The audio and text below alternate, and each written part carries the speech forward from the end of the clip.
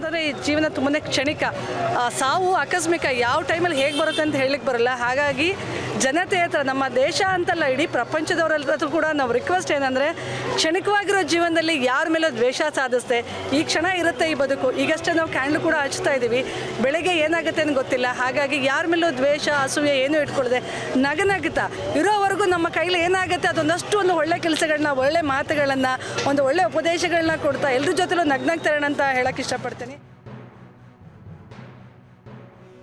Foundation ವತಿಯಿಂದ ಮತ್ತು ನಾನು ಎಲ್ಲ ಇಲ್ಲಿ ನೆರೆಸಿರ್ತಕ್ಕಂಥ ಸಾರ್ವಜನಿಕರು ಮತ್ತು ಮಕ್ಕಳು, ಹಿರಿಯರು, ಎಲ್ಲರ ಒಂದು ಅಭಿಪ್ರಾಯದ ಮೇರೆಗೆ ಹೇಳೋದಾದರೆ ಎಲ್ಲರಿಗೂ ಒಳ್ಳೆಯದಾಗಲಿ. ಬಟ್ ಇಂತಹ ದುರಂತ ಮತ್ತೆ ಮರುಕಳಿಸದೇ ಇರಲಿ.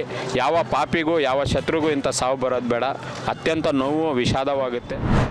ಪ್ರೋಟೋಕಾಲ್ ಅಂತ ಕೊಟ್ಟಿದ್ದಾರೆ, ಅವತ್ತಿನ ದಿನಕ್ಕೆ ಏನು ಮಾಡಬೇಕು ಅಂತ, ಅದನ್ನು ಈ ಥರನೇ ಮಾಡಬೇಕು ಅಂತ ಒಂದು ರಿಹರ್ಸಲ್ ಅಂದರೆ ಇವತ್ತು ಎಲ್ಲರಿಗೂ ಹೇಳಿ ಅಭ್ಯಾಸ ಮಾಡಿಸಿದ್ದಾರೆ. ಅದನ್ನು ಇನ್ನೂ ಒಂದು ವಾರ ಎಲ್ಲರೂ ನೋಡಿಕೊಂಡು ಮತ್ತು ಅಕ್ಕಪಕ್ಕ ಯಾರಿಗೆಲ್ಲ ತಲುಪ್ಸೋಕ್ಕೆ ಸಾಧ್ಯನೋ ಎಲ್ಲರಿಗೂ ತಲುಪಿಸಿ ಅವತ್ತಿನ ದಿನಕ್ಕೆ ಜಾಸ್ತಿ ಜನನ ಸೇರಿಸೋ ಅಂಥ ಒಂದು ಯೋಜನೆ ಇದೆ.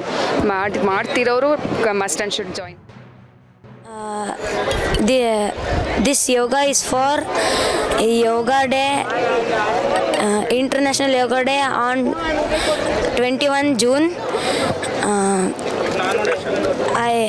I felt very happy. Concentrate build ಆಗ್ಬೋದು, ಸಿಗೋದಕ್ಕೆ ತುಂಬ ಹೆಲ್ಪ್ಫುಲ್ ಆಗುತ್ತೆ.